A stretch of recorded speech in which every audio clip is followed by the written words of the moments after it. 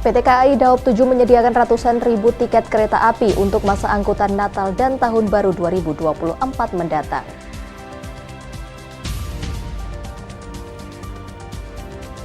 KPU Kota Blitar mengundang puluhan jurnalis dari berbagai media di kota setempat.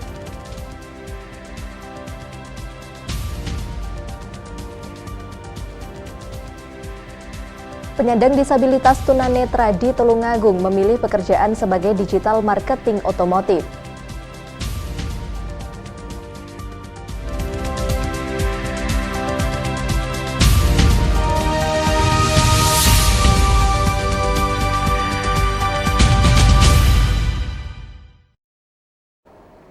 Assalamualaikum pemirsa, Anda kembali menyaksikan Doho hari ini. Itulah tadi sejumlah cuplikan berita pilihan yang sudah kami kumpulkan dan rangkum untuk hari ini.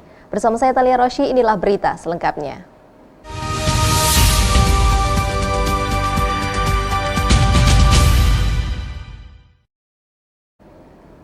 Ratusan petani tembakau Tulungagung, Jawa Timur menolak sejumlah pasal pertembakauan dalam rancangan peraturan pemerintah atau RPP atas Undang-Undang Nomor 17 Tahun 2023 tentang kesehatan. Aksi penolakan dilakukan dengan penandatanganan petisi.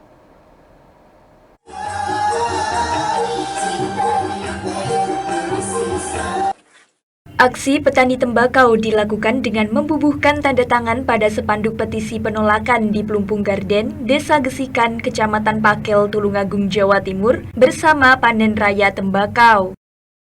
Asosiasi Petani Tembakau Indonesia (APTI) menolak sejumlah pasal pertembakauan dalam RPP atas Undang-Undang Nomor 17 Tahun 2023 tentang kesehatan.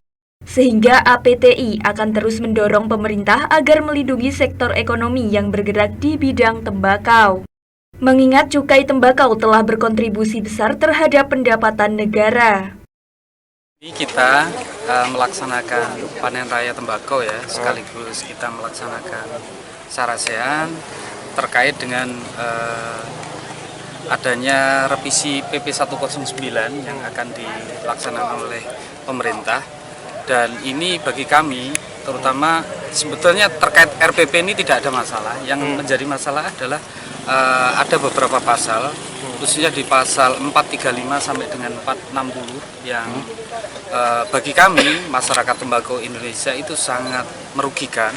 Maka kami dari DPN APTI menolak secara tegas terkait dengan rencana revisi RPP. Dampak secara langsungnya adalah bahwa tembakau ini kan mulai dari outfarm dan off-farmnya ya, outfarm dari off-farmnya itu kan saling ada keterkaitan ya, bahwa kalau misalnya dari sisi industrinya nanti dimatikan, otomatis akan berdampak juga kepada petani tembakonya, karena kami mau menjual tembakau itu ke siapa? Sementara itu, Ketua APTI Tulungagung Nur Hadi menyatakan, penolakan tersebut merupakan bentuk kekhawatiran karena masih ada beberapa pasal pertembakauan yang dinilai tidak memiliki keberpihakan kepada para petani, salah satunya pasal 457. Pasal tersebut cenderung mengancam eksistensi petani tembakau. Dalam pasal itu, petani tembakau akan dialihkan ke jenis tanaman lain. Padahal tembakau telah lama menjadi tumpuan ekonomi sebagian petani Tulungagung. Area tanam tembakau di Tulungagung mencapai 1.017 hektar, dengan produksi rata-rata per hektar mencapai 1,5 hingga 2 ton tembakau kering, dan itu pun belum mencukupi kebutuhan pabrik rokok di Tulungagung, sehingga harus mendatangkan tembakau dari daerah lain.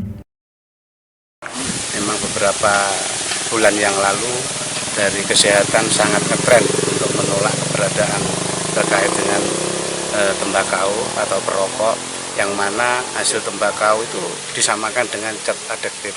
Kita menolak di waktu itu, alhamdulillah dikabulkan oleh pemerintah. Saat ini masih ada pasal lagi yang saat ini merugikan petani tembakau yang ada di seluruh Indonesia. Dampaknya sangat besar sekali kalau itu diundangkan oleh pemerintah, otomatis petani tembakau ini tidak ada tembakau yang ditanam oleh para petani, mengakibatkan akhirnya kita belum bisa mengalihkan tanaman tembakau di musim tembakau seperti saat ini. Sedangkan petani yang saat ini dengan areal yang tidak ada tanaman lain yang senilai jerih payah petani, itu belum ada kecuali tanaman tembakau. Tak hanya itu, RPP Kesehatan juga melakukan pembatasan produk olahan tembakau. Kondisi itu dinilai akan mengancam puluhan ribu pekerja pabrik rokok di Tulungagung. Dari Tulungagung, Jawa Timur, Nada Wianto melaporkan. PT KAI Daop 7 menyediakan ratusan ribu tiket kereta api untuk masa angkutan Natal dan Tahun Baru 2024 mendatang. Warga yang ingin berlibur di masa Natal dan Tahun Baru pun saat ini sudah bisa melakukan pemesanan tiket.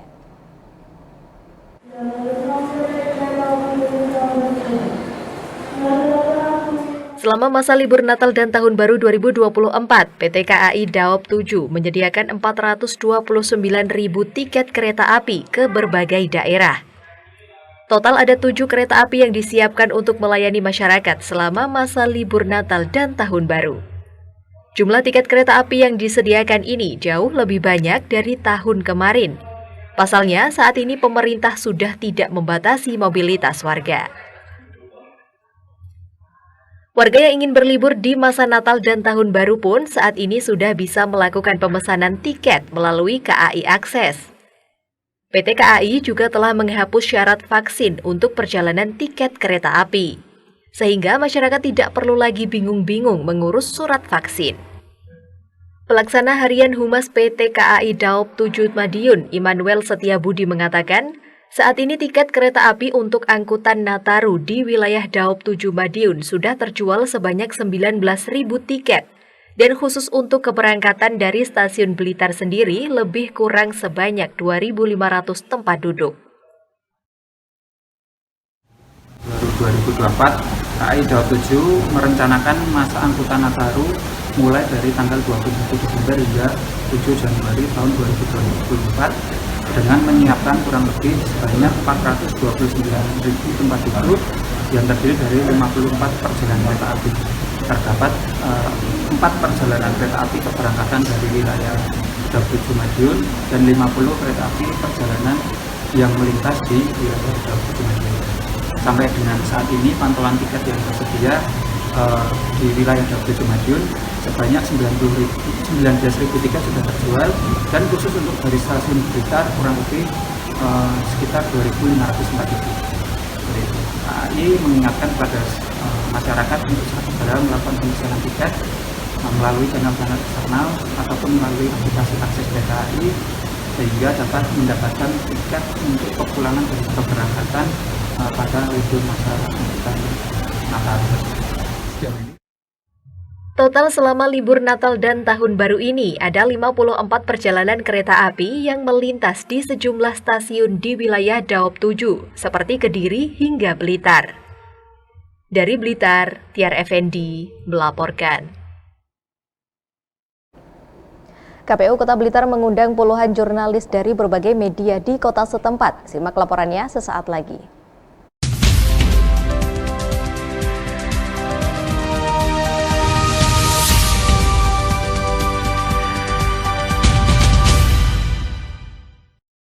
Di, malam Om. Malam Di, jangan lupa charger mobilnya pakai PLN Mobile. Mumpung lagi diskon. Masih Om.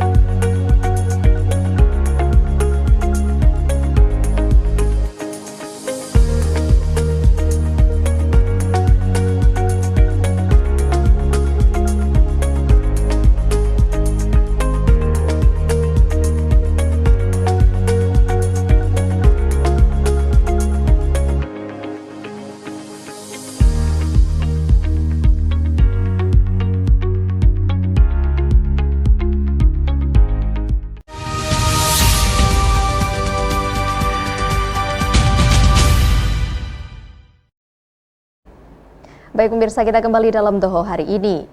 Calon Wakil Presiden Mahfud MD akan meningkatkan kesejahteraan guru ngaji dan kiai kampung apabila dirinya terpilih pada pemilu 2024 mendatang. Terkait debat cawapres yang dihapus KPU, Mahfud tidak mempermasalahkannya.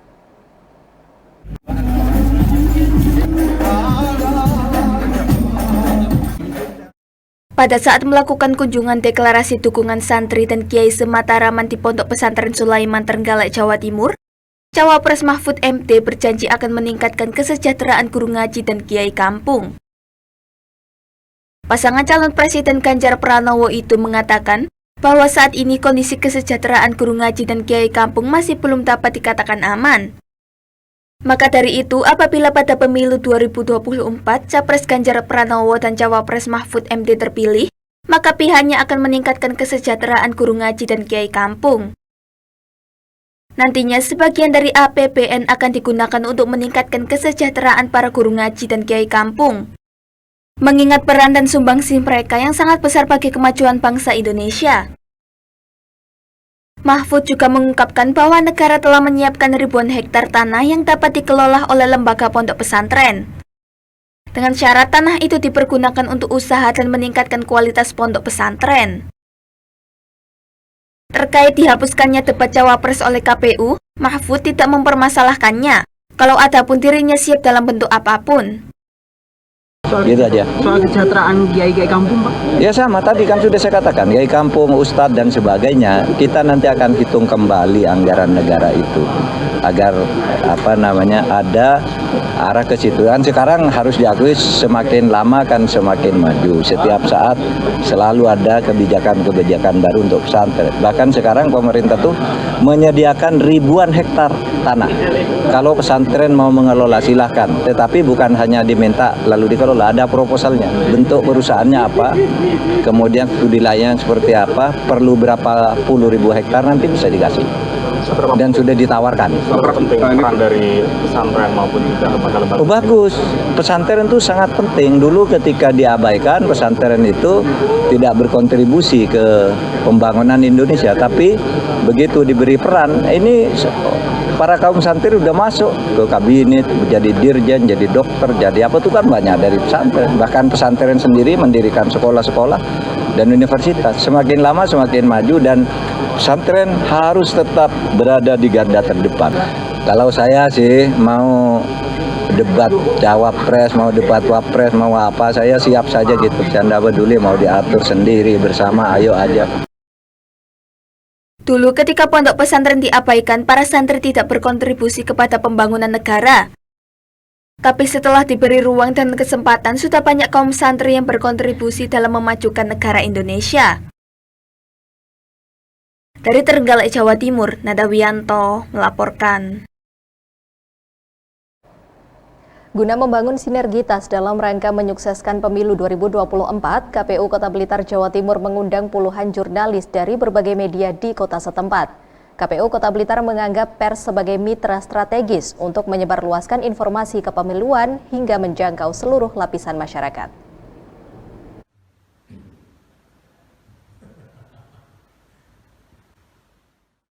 Komisi Pemilihan Umum Kota Blitar menggelar media gathering yang bertajuk Peran Media dalam Pemberitaan dan Penyiaran Tahapan Pemilu 2024. Acara tersebut berlangsung di salah satu rumah makan di Kecamatan Kepanjen Kidul, Kota Blitar. Komisioner KPU Kota Blitar, Rangga Bisma mengatakan, tujuan media gathering ini ialah membangun sinergi untuk menyukseskan Pemilu 2024. Pihaknya menganggap pers sebagai mitra strategis untuk menyebarluaskan informasi kepemiluan hingga menjangkau seluruh lapisan masyarakat. Sebab peran media dalam pelaksanaan pemilu 2024 sangat penting, baik itu berperan sebagai agen sosialisasi dan informasi hingga media dapat meningkatkan partisipasi pemilihan dalam pemilu. Amin. Hari ini kami KPU Kota Blitar bersama rekan-rekan jurnalis yang tergabung di organisasi pers GPI dan mungkin ada teman-teman wartawan di luar itu yang ada di AJI juga, itu kemudian hari ini melakukan proses media gathering, di mana media gathering hari ini itu ditujukan dibuat untuk bagaimana ke depan pemberitaan dan penyiaran itu sesuai dengan proses-proses dan kaidah. Makanya kami minta untuk beberapa narasumber dari PWI dan ICTI itu juga menjelaskan aturan yang juga berlaku di organisasinya masing-masing. Misalkan tadi ada pemberitaan ramah anak, lalu kemudian ada kewajiban iklan layanan masyarakat yang berkaitan dengan kepemiluan, kaitan dengan proses pemberitaan di kepemiluan. Jadi ada beberapa, termasuk tadi juga dari teman-teman Aji juga menyampaikan kaitan dengan cover both side ya, bagaimana kemudian bila mana ada black campaign, counternya seperti apa dari teman-teman media. Kami sangat mengharapkan itu untuk apa? Untuk dalam hal peningkatan partisipasi masyarakat ini bisa tinggi dan bisa besar ketika nanti ada pemungutan suara di tanggal 14 Februari 2024. Sementara dalam acara tersebut, selain membahas beberapa materi terkait dengan alur tahapan pemilu 2024, KPU Kota Blitar juga bekerja sama dengan sejumlah organisasi profesi wartawan untuk menyatukan visi misi dalam melakukan peliputan selama tahapan pemilu 2024. Dari Blitar, Tiar Effendi melaporkan. Penyandang disabilitas tunanetra di Tulungagung memilih pekerjaan sebagai digital marketing otomotif. Simak laporannya sesaat lagi.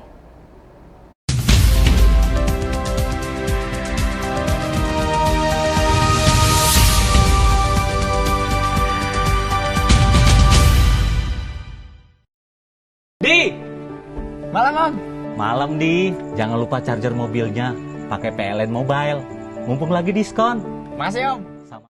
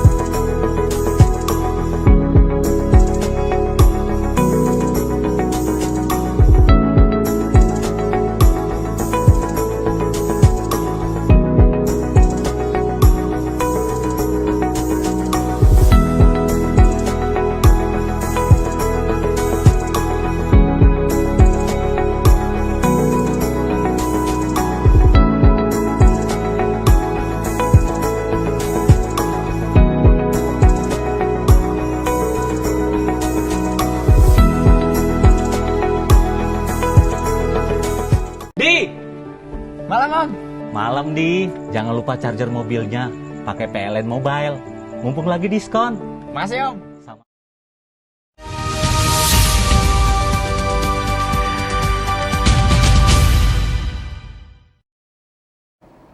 Baik pemirsa, kita kembali dalam Doho hari ini. Keterbatasan fisik tidak menghalangi seorang tunanetra di Tulungagung, Jawa Timur untuk mengenal teknologi digital, terutama teknologi berbasis Android. Di tengah keterbatasan tersebut, penyandang disabilitas ini memilih pekerjaan sebagai digital marketing otomotif, dan kini puluhan klien telah menjadi pelanggan jasanya.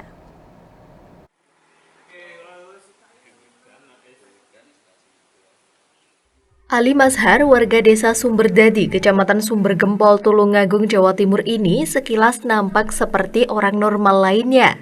Namun, pria ini merupakan penyandang disabilitas netra. Kedua matanya sudah tidak berfungsi sejak tahun 2016 lalu karena kecelakaan lalu lintas.